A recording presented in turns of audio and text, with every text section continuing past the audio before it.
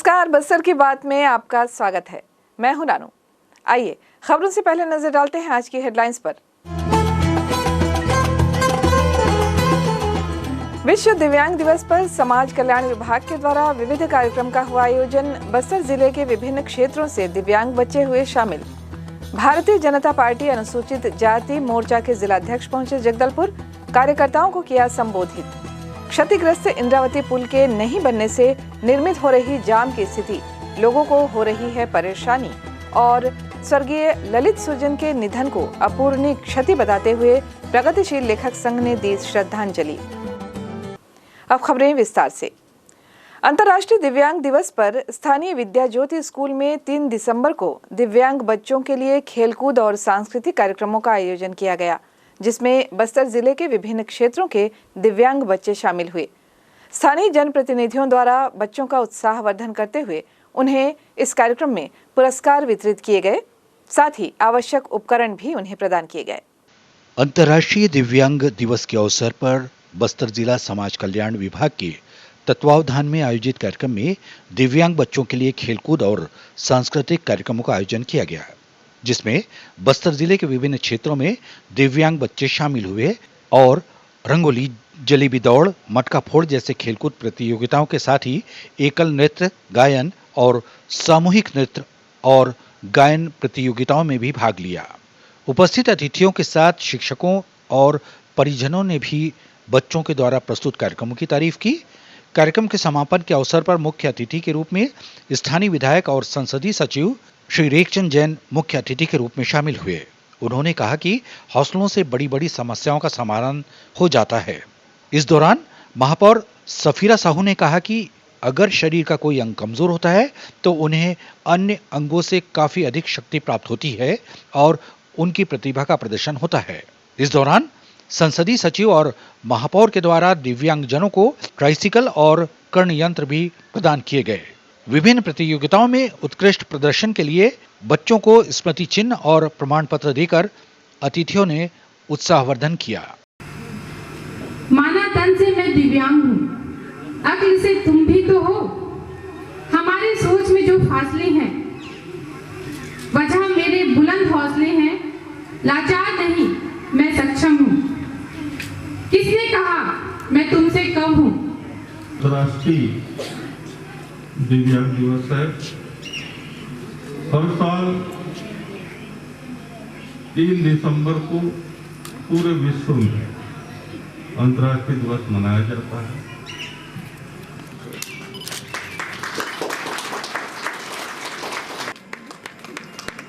प्राप्त है। 100% नेत्रहीन है ये, और बचपन से ही ये नेत्रहीन है। उसके बावजूद इन्होंने ओ राधे राधे राधे तेरे बिना कृष्णा तो लगे आधे आधे, राधे राधे राधे ओ राधे राधे राधे तेरे बिना कृष्णा तो लगे आधे आधे। पूरी भी है अधूरी भी है, हम राधे राधे राधे ओ राधे राधे राधे तेरे बिना कृष्णा तो लगे आधे आधे। भरी भरी और तुम मुस्कुराने की बात करते हो। तड़पता है ये दिल लेकिन मैं आए बरस नहीं सकता।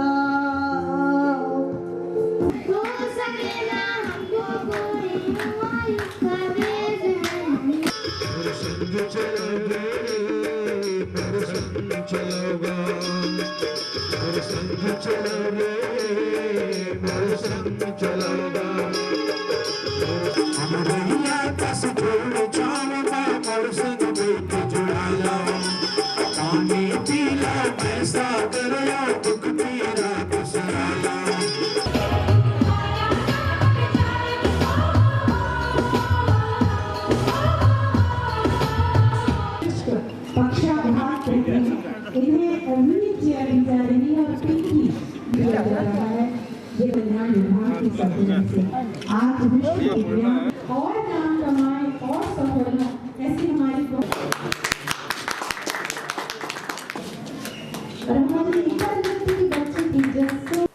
भाजपा अनुसूचित जाति मोर्चा के प्रदेश अध्यक्ष बनने के बाद नवीन मार्कंडेय अपने 2 दिवसीय प्रवास पर बस्तर पहुंचे हुए हैं।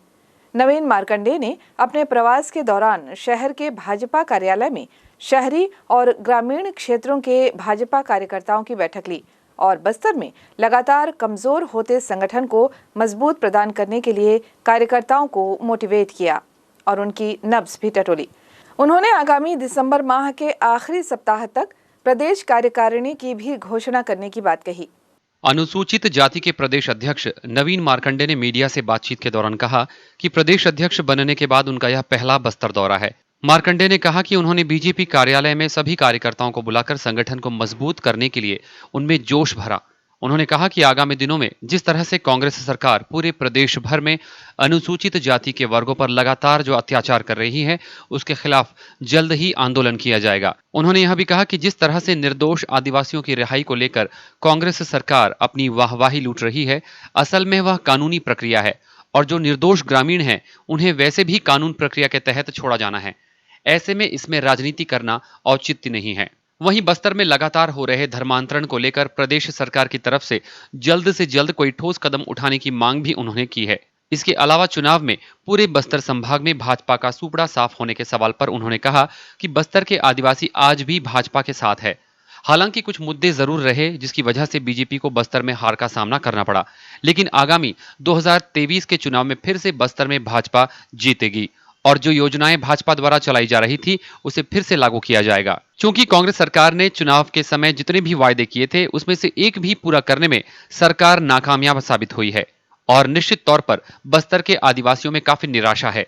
आने वाले दिनों में कांग्रेस सरकार की वादा खिलाफी के लिए आंदोलन के साथ ही बीजेपी के कार्यकर्ताओं को मजबूत करने के लिए ज्यादा से ज्यादा लोगों को संगठन में शामिल किया जाएगा और आगामी चुनाव के लिए अभी से रणनीति बनाने का काम किया जाएगा।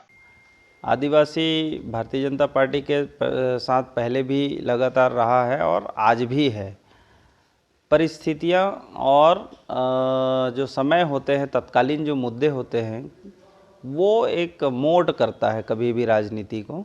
तो तत्कालीन कुछ मुद्दे ऐसे रहे होंगे जो तत्काल में उनको डाइवर्ट किए होंगे। बाकी ऐसा कोई आदिवासी पूरा डाइवर्ट हो गया है ऐसा नहीं है। तो और आप जब देखते हैं सीट का अंतर, रेसा जो देखते हैं, जीत दर्ज होना एक अलग चीज़ है, पर जीत तो एक वोट से भी हो सकती है। तो वोट का अंतर भी यहाँ कोई ज़्यादा नहीं है जिसको हम कहें कि आदिवासी डाइवर्ट हो गया है। आने वाला समय में जब 2023 की जो चुनाव है उसकी तैयारियां हम कर रहे हैं, हमारे संगठन को मजबूत कर रहे हैं, जो लोगों तक पहुंच रहे हैं, जो सरकार जो अपने वादे किए थे और उस वादे को वो पूरा नहीं कर पा रहे हैं, तो उन सब चीज़ों को लेकर हम जनता तक जा रहे हैं और जनता के बीच रख कर हम बात करेंगे कि भाई जो जन कल्याण की योजनाएं भाजपा सरकार में प्रारंभ थी, जो विकास डेवलपमेंट भाजपा सरकार में चल रही थी, जो कार्य योजना डेवलपमेंट का और अन्य सारी चीज़ों का जो बीजेपी सरकार में चल रहे थे, आज क्यों बंद है। और जब इतने सारे आपने झूठे वादे किए हैं तो उस वादों को आप कैसे निभाएंगे। अभी तो धान खरीदी नहीं कर पा रहे हैं, अभी तो ये शराबबंदी नहीं कर पाए हैं, अभी तो पिछले बकाया ही नहीं दे पाए हैं, बोनस भी नहीं दे पाए हैं। मतलब ऐसा कई सारी चीज़ें हैं जो ये नहीं कर पा रहे हैं, उन चीज़ों को हम लेकर जाएंगे। इंद्रावती नदी के क्षतिग्रस्त पुल को नहीं सुधारे जाने से जाम की स्थिति निर्मित हो रही है, जिसके चलते लोगों को परेशानियों का सामना करना पड़ रहा है। शहर को राजधानी रायपुर से जोड़ने वाले राष्ट्रीय राजमार्ग 30 पर निर्मित इंद्रावती नदी पुल के एक हिस्से के क्षतिग्रस्त होकर ढह जाने के मामले की जांच अधिकारीगण कर रहे हैं, लेकिन इस पुल के ढहने के कारण का पता अब तक नहीं चल पाया है। National highway authority of India के अधिकारियों ने पिछले हफ्ते जगदलपुर पहुंचकर इस पुल के क्षतिग्रस्त होने के कारणों की जांच की थी। इसके बाद पुल को सही बताते हुए केवल फुटपाथ और रेलिंग को खतरनाक बताते हुए उस पर आने जाने के लिए प्रतिबंध लगा दिया गया था। क्षतिग्रस्त पुल को अभी तक नहीं सुधरे जाने के चलते पुल पर जाम की स्थिति निर्मित हो रही है और इस जाम की स्थिति का दुष्प्रभाव भी पुल पर पड़ रहा है। लोगों को भी काफी परेशानियों का सामना करना पड़ रहा है। शाम होते ही पुल पार करने में कभी-कभी 15 मिनट से आधे घंटे का समय भी लग जाता है। यहाँ पर हम लेंगे एक छोटा सा ब्रेक। ब्रेक के बाद फौरन हाजिर होते हैं बाकी खबरों के साथ। बने रहिए हमारे साथ।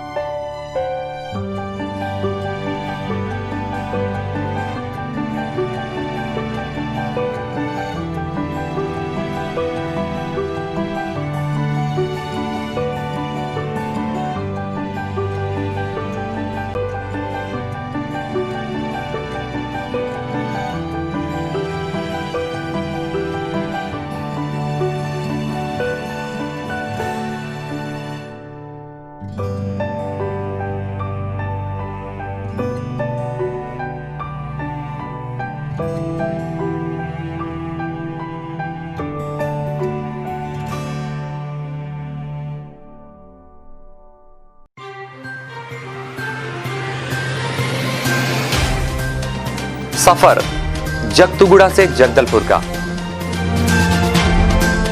नित नई करवट लेता शहर हमारा, चौक चौराहों से होता हुआ विकास की गाथाएं गढ़ता बस्तर हमारा। कई रंगों से सराबोर कितनी ही कहानियों को समेटे, कहीं विकास के सोपान तो कहीं सरकारी दावे और उनका सच।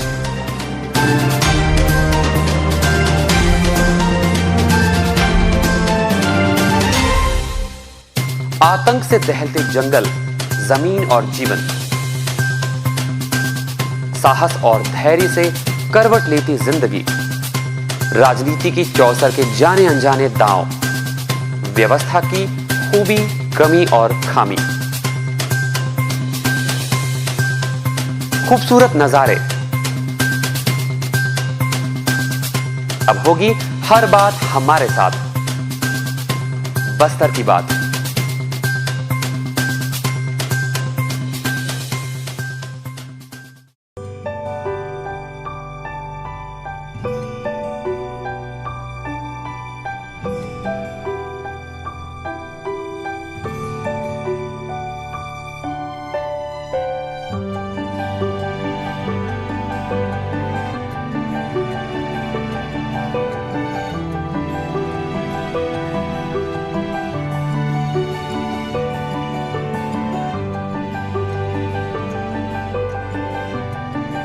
ब्रेक के बाद आपका फिर स्वागत है। बढ़ते हैं बाकी खबरों की ओर। देशबंधु समूह के प्रधान संपादक और देश के वरिष्ठ पत्रकार ललित सुरजन के निधन पर स्थानीय प्रगतिशील लेखक संघ द्वारा पत्रकार भवन में गुरुवार की शाम शोक सभा आयोजित की गई। इस दौरान उपस्थित साहित्यकारों ने स्वर्गीय ललित सुरजन के प्रति हार्दिक श्रद्धांजलि अर्पित करते हुए उनके जीवन की उपलब्धियों पर उन्होंने प्रकाश डाला और सभी ने अपनी शोकांजलि उन्हें दी। ये 3 दिन पहले इन्होंने शेयर किया था ललित भैया ने, युद्ध करता है अनथक मेहनत, देखो। स्वर्गीय ललित सुरजन ने लंबे समय तक सामाजिक सरोकार की पत्रकारिता की और हिंदी साहित्य को अपनी अमूल्य सेवाएं उन्होंने दी। अपने शोक संदेश में स्नातकोत्तर महाविद्यालय के समाजशास्त्र के प्राध्यापक एम अली ने कहा, आज हम देशबंधु समूह के प्रधान संपादक माननीय ललित सुरजन जी की स्मृति में उन्हें श्रद्धांजलि देने के लिए उपस्थित हुए हैं और हम कुछ शब्द नहीं मिल रहे कि उनके बारे में हम क्या कहें आपसे, क्योंकि वो इतने बौद्धिक और इतने पत्रकारिता के लिए समर्पित और इतने एक विशेष समझ रखने वाले व्यक्ति थे कि जिनका चला जाना एक विराट शून्य पैदा करने जैसा है। और हमसे जो उनके संबंध रहे वो लगभग इस तरह के थे कि वो व्यक्तिगत चिंताएं बहुत करते थे और एक गांव गली के छोटे से छोटे इंसान से लेकर शहर के किसी बड़े व्यक्ति के बारे में भी वो प्रतिदिन हालचाल पूछ लेते थे करीब करीब कि आप कैसे हैं, आपने अभी कुछ किया या नहीं किया। और मैं समझता हूँ कि ये बहुत ही बड़ा नुकसान है। हम चाहते थे कि उनसे बहुत सारी बातें होती, लेकिन अब वो जिस तरह से हॉस्पिटलाइज्ड हुए और फिर वहाँ से वो लौट ना पाए, ये सब आकस्मिक था। हम सभी जानते हैं कि मृत्यु जो है वो सभी को होती है, वो अटल है, लेकिन कुछ मृत्युएं जो हैं वो आपको स्तब्ध कर देती हैं, निशब्द कर देती हैं। बहुत सारे हमारे मन में अरमान कह लें या इच्छाएं थी कि उनसे फलां बात करना थी और अमुक विषय पे चर्चा करना चाहिए थी, तो वो सब अधूरी रह गई। तो एक तरह का मतलब एक अजीब सा शून्य है हमारे अंदर भी। और मुझे लगता है कि एक इस तरह का इंसान जो लोगों में बतौर दुश्मन याद नहीं किया जाएगा कभी भी। वैचारिक तौर पे लोग असहमत होंगे, होते रहेंगे, लेकिन जो भी उनके बारे में बोलेगा वो यही बोलेगा कि बहुत ही केयरिंग नेचर था उनका, बहुत ही इंटेलेक्चुअल्स में शुमार होता था उनका।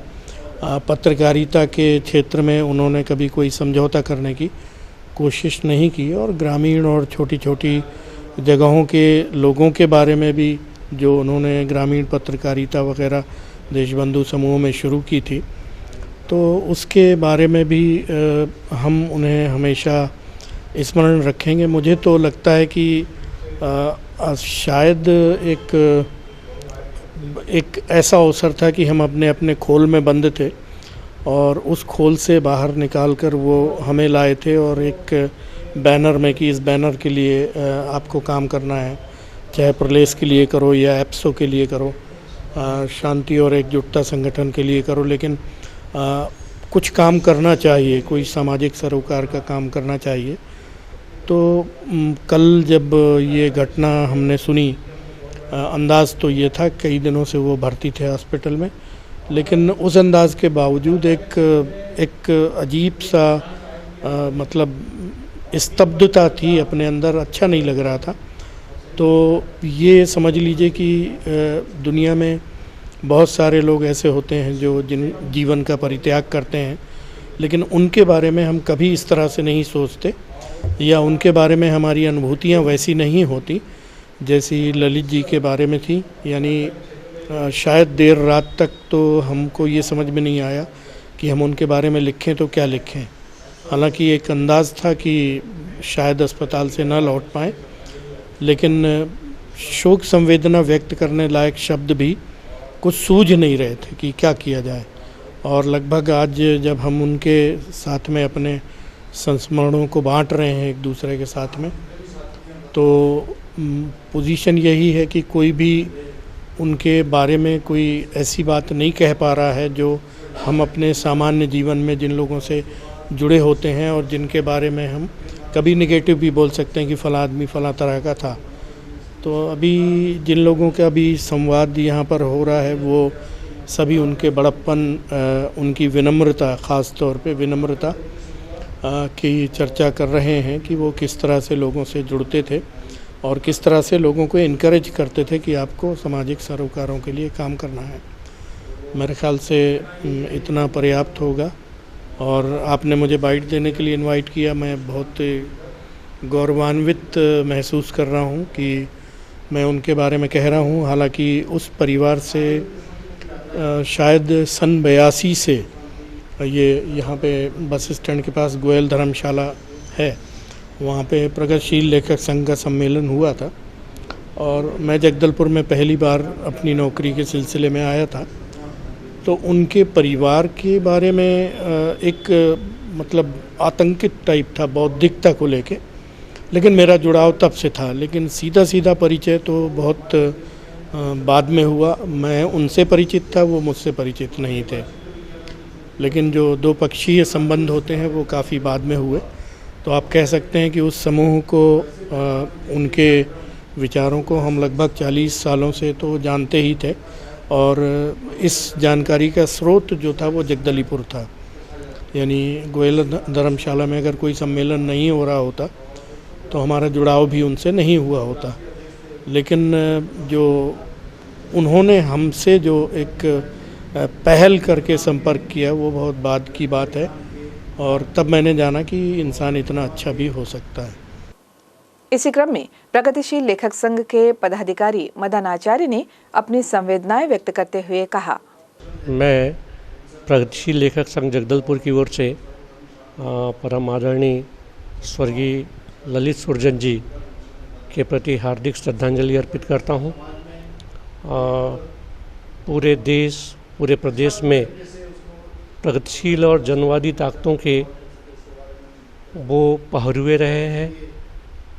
उनके व्यक्तित्व में इतनी विविधता है, उनके कार्यों में इतनी विविधता है जिसका संक्षिप्तीकरण करना बहुत मुश्किल है।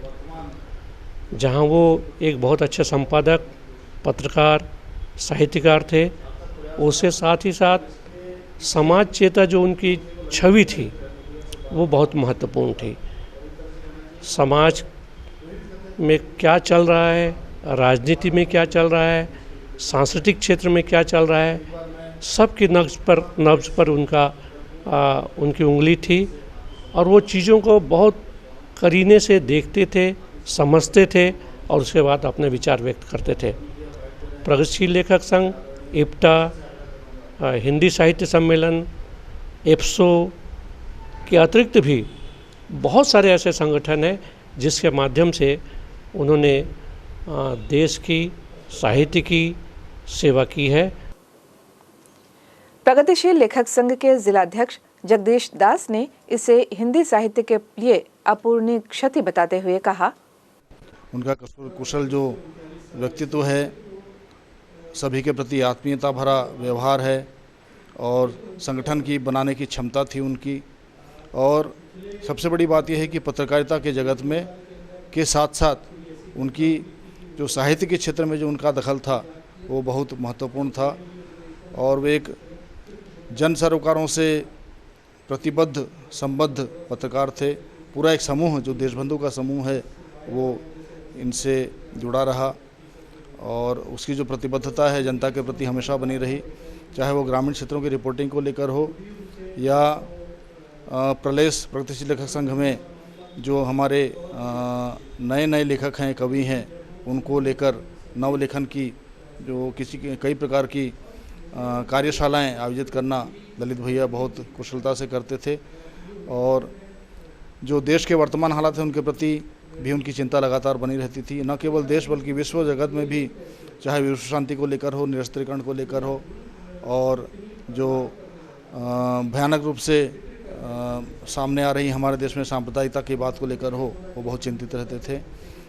एक ऐसे व्यक्तित्व को चला जाना हमारे लिए बहुत बड़ी क्षति है जो इन सब चीज़ों को लेकर चिंतित रहता था और न केवल चिंता करता था बल्कि अपने स्तर पर और अपने सभी समाज के स्तर पर लोगों को जोड़ने की कोशिश कर वे अपने लगातार प्रयास करते रहते थे। मैं उनके प्रति हार्दिक श्रद्धांजलि अर्पित करता हूँ। छत्तीसगढ़ के नियाग्रा के नाम से प्रसिद्ध चित्रकूट और चित्रकूट के समीप स्थित पर्यटन केंद्रों में जिला प्रशासन की अगुवाई में स्थानीय पर्यटन को बढ़ावा देने का प्रयास लगातार जारी है। सैलानियों को ट्रैकिंग की आवश्यकता, प्रशिक्षण सहित इंद्रावती नदी किनारे ट्रैक करवाया जा रहा है। जिला प्रशासन पर्यटन को डिजिटल के अनेकों माध्यम और स्थानीय ग्रामीण निकायों के द्वारा नए आयाम में पहुंचाने में लगा हुआ है। इसी कड़ी में छत्तीसगढ़ की पहली महिला पर्वतारोही नैना सिंह धाकड़ द्वारा स्थानीय पर्यटन समूहों के सदस्यों को साहसिक खेलों में प्रशिक्षण दिया जा रहा है। बस्तर आने वाले सैलानियों में छत्तीसगढ़ के विभिन्न जिलों के साथ साथ मुंबई, आंध्र प्रदेश, विशाखापट्टनम से 25 से 30 लोग शनिवार को हुई ट्रैकिंग में शामिल हुए। ट्रैकिंग पूरी करके सभी सैलानियों ने पर्यटन समूह द्वारा बनाए गए स्थानीय स्वादिष्ट भोजन का भी स्वाद लिया और इस पूरे ट्रैक का आनंद उन्होंने उठाया। साथ ही मुक्त कंठ से उन्होंने तारीफें भी की। चलते चलते आइए नजर डालते हैं फिर एक बार आज की हेडलाइंस पर। विश्व दिव्यांग दिवस पर समाज कल्याण विभाग के द्वारा विविध कार्यक्रम का हुआ आयोजन। बस्तर जिले के विभिन्न क्षेत्रों से दिव्यांग बच्चे हुए शामिल। भारतीय जनता पार्टी अनुसूचित जाति मोर्चा के जिलाध्यक्ष पहुंचे जगदलपुर, कार्यकर्ताओं को किया संबोधित। क्षतिग्रस्त इंद्रावती पुल के नहीं बनने से निर्मित हो रही जाम की स्थिति, लोगों को हो रही है परेशानी और स्वर्गीय ललित सुरजन के निधन को अपूरणीय क्षति बताते हुए प्रगतिशील लेखक संघ ने दी श्रद्धांजलि। बस्तर की बात में आज बस इतना ही। कल हम फिर आपसे रूबरू होंगे अंचल की बाकी खबरों के साथ। तब तक के लिए दे हमें इजाजत। नमस्कार।